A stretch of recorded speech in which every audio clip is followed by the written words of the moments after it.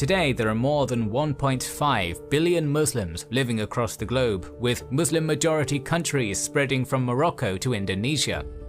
But just like virtually all other religions, Islam is not united and has branches interpreting the Quran and matters related to political events in the history of Islam in a different way. The two main denominations of Islam are Sunnism and Shi'ism, with Sunnis making up 85 to 90% of the Muslim population. But how did the split in the Muslim world happen?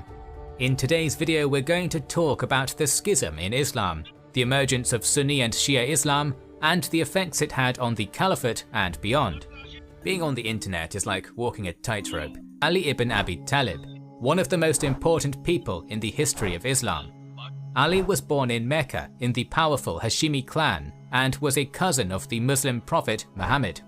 They had a strong bond, as Ali's father had raised Muhammad when he became orphaned, and later Ali would live in Muhammad's household.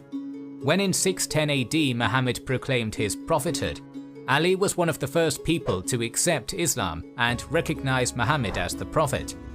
But Muhammad's proselytizing was not initially popular among the polytheistic Meccans, and he and the early Muslims had been oppressed.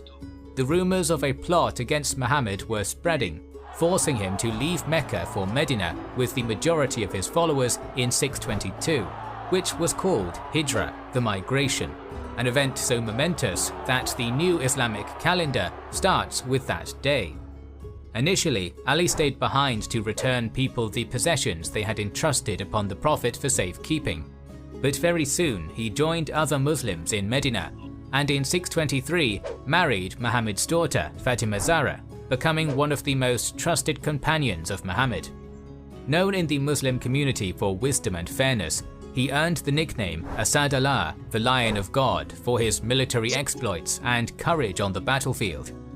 By 631, the Islamic community, the Ummah, had been able to assert control over Mecca and large swaths of the Arabian Peninsula and was already a formidable force.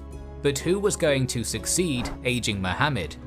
And this is the root of the split in Islam. As one would expect, Sunni and Shia sources offer different interpretations.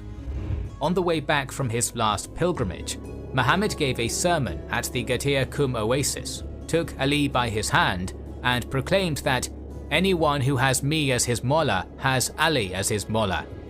Shia theology believes that in Ghadir Qum, the Prophet designated Ali as his successor by calling him Mawla, a